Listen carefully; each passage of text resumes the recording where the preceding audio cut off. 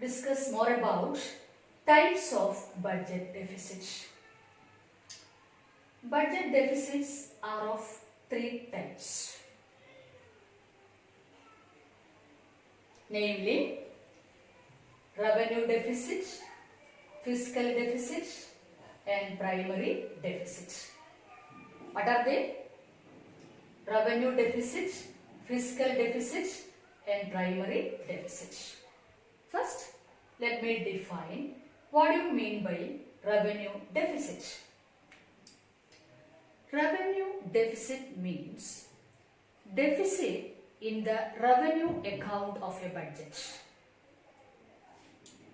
You know, revenue account consists of revenue expenditure and revenue receipts. Revenue deficit is defined as an excess of revenue expenditure over revenue receipts. That is, revenue deficit is equal to revenue expenditure minus revenue receipts. Second concept is fiscal deficit. Fiscal deficit means the excess of budget expenditure over budget receipts exclusive of government borrowings.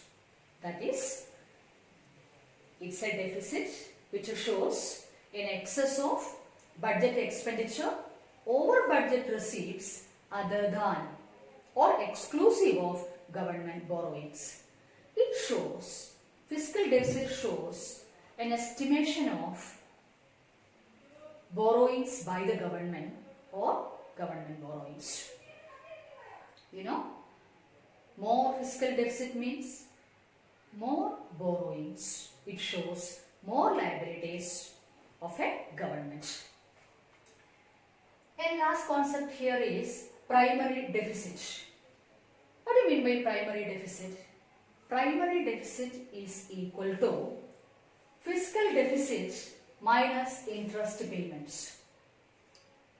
It is the difference between fiscal deficit and interest payments.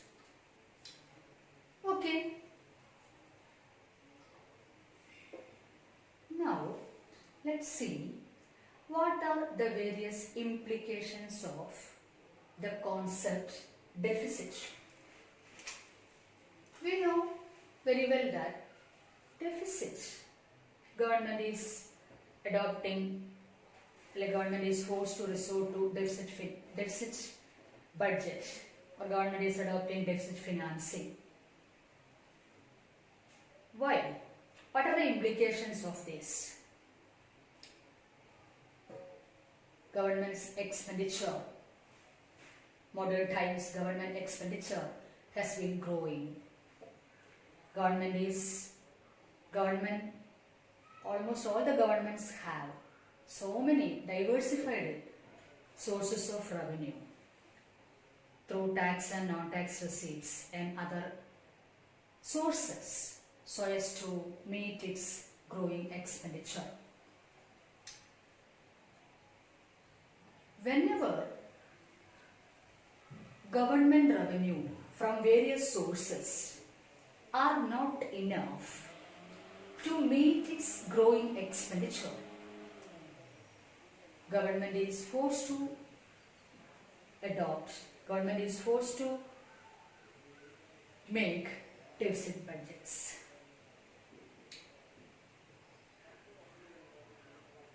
So, what is the meaning of all this? All these deficits are a warning to a government that the tax collection or the revenue from various sources are not enough or not sufficient to cover its expenses. So, what should the government do, or why this is happening whenever the government's expenditure exceeds its revenue? or whenever the revenue of a government is not enough or not sufficient to meet its growing expenses, deficit will be there. So, for example, revenue deficit, the growing revenue expenditure under revenue account of a budget, normal running expenses, administration, expenses on welfare measures, subsidies, interest payments, etc. has been growing fast. So correspondingly, government has to find, enough sources of revenue through tax and non-tax receipts so as to cover its expenses. And the meaning is that whenever the government is spending beyond its means, there will be deficit in government budgets. And what should the government do? What should the government do? Either government should cut or government should reduce its growing expenditure on some heads, or government should mobilize enough revenue through taxes and non-taxes. For example, government should raise the rate of existing taxes, or government should find the new sources of taxation.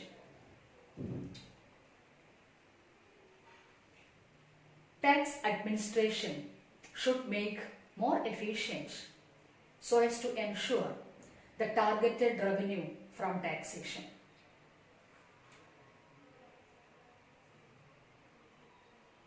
And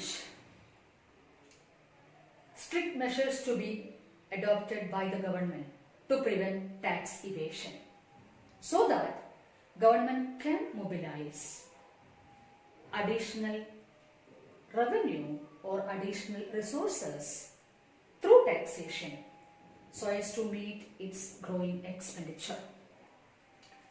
For example, fiscal deficit, an estimation of government borrowings.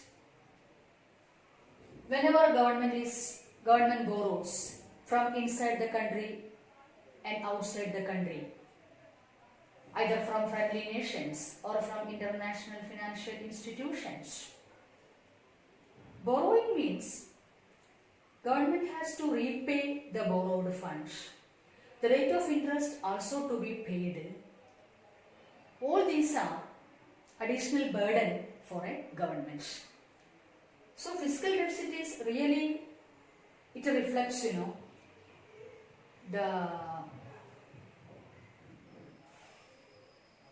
reflects an estimation of government borrowings. More fiscal deficit means more borrowings. More borrowings means more liability for a government. And primary deficit also very clearly indicates the burden of interest payments by the government. Okay. Now, let us pass on to a very important topic in this chapter, that is fiscal stabilizers during excess demand and deficient demand.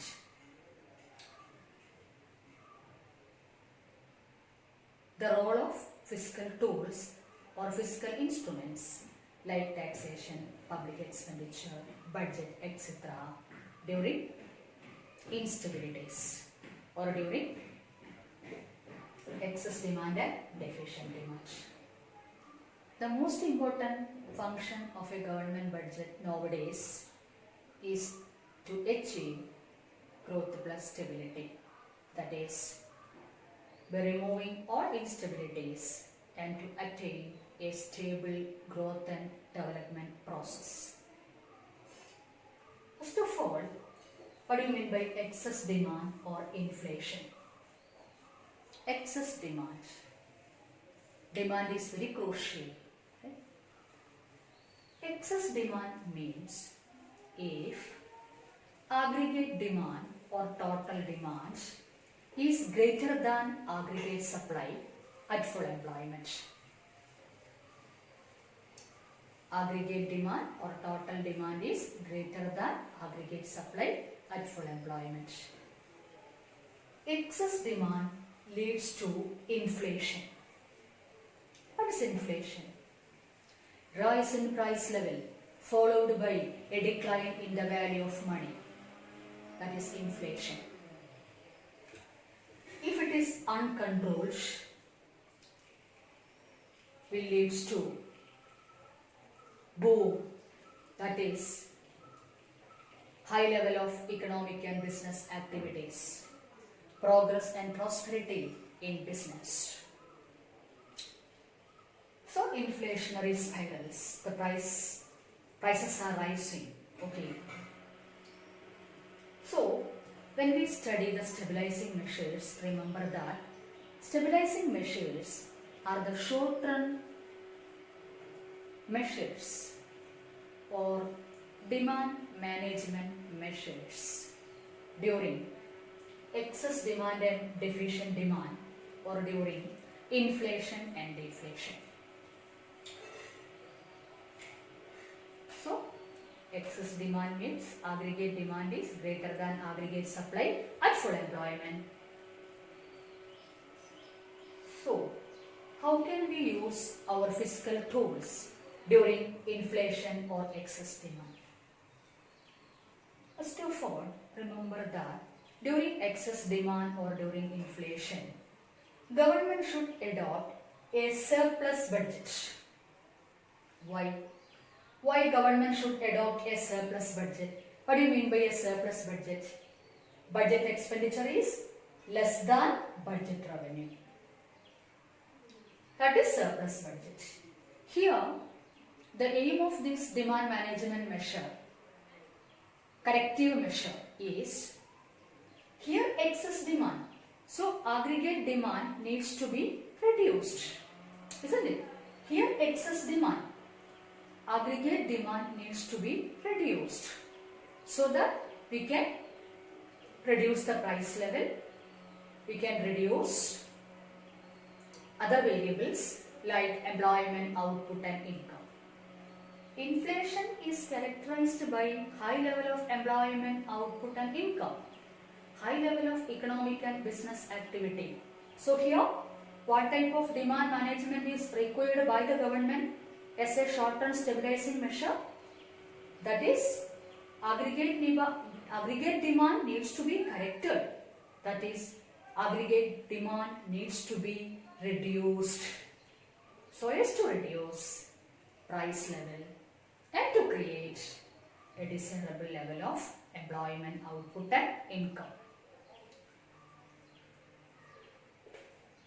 Surplus budget also implies what type of public expenditure, what type of tax measures. Here, during inflation or excess demand, government has to spend less and government has to tax more.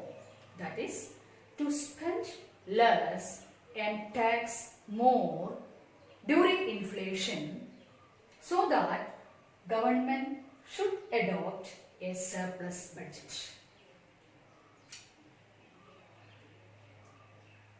The volume of public expenditure to be reduced by the government and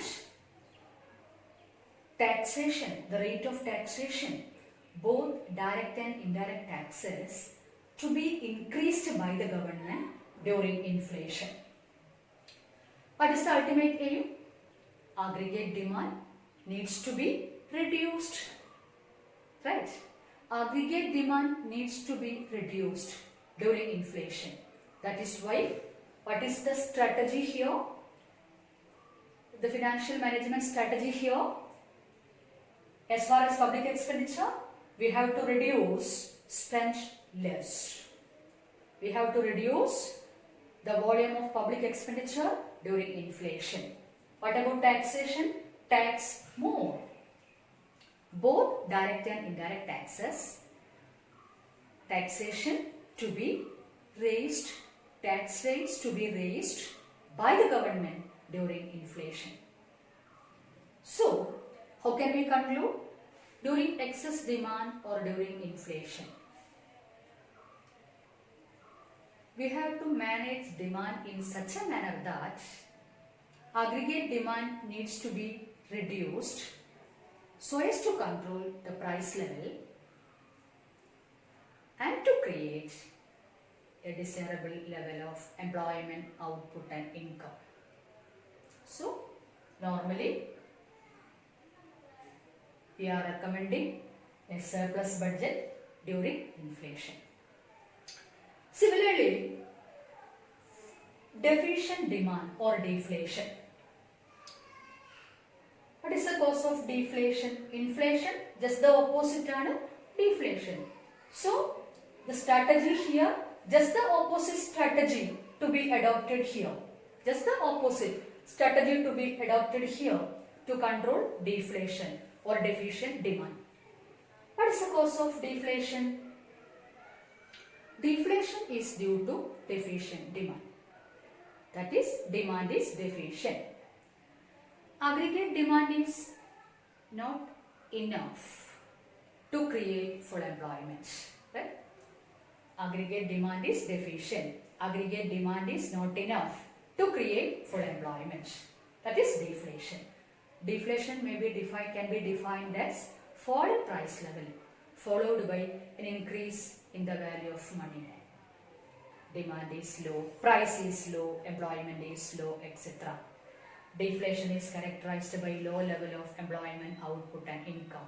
Falling tendency of the prices, if it is uncontrolled, will create depression, unemployment, trade, commerce, industry, etc. are suffering during deflation or during deficient demand. So, aggregate demand is less than aggregate supply. Aggregate demand is not enough to create full employment. Here, what type of demand management policy to be adopted here? The corrective measure. Here, aggregate demand needs to be raised. We have to raise aggregate demand. Demand is deficient. Through fiscal policy, we have to compensate the deficiency of demand. Right? So as to generate enough demand for goods and services. So, first of all, what type of budget is required during deflation? During deflation, a deficit budget is recommended. Deficit budget means budget expenditure is greater than budget receipts. So, during deflation or deficient demand, we have to spend more and tax less. Just the opposite. Spend more and tax less. Government should increase the volume of public expenditure on public works or infrastructures. For example, like roads, dams, bridges, IT parks, airports, etc. Government should increase the volume of public expenditure through public works to create or to generate enough employment in the economy so as to raise demand and so as to raise the level of employment, output and income. Here, aggregate demand needs to be raised. Okay. So here, aggregate demand needs to be reduced and here, aggregate demand needs to be raised. So, during inflation or excess demand, we have to correct demand in such a manner that demand to be reduced. And on the other hand, during deficient demand, what type of corrective measures here? Aggregate demand needs to be raised so as to compensate the deficiency of aggregate demand.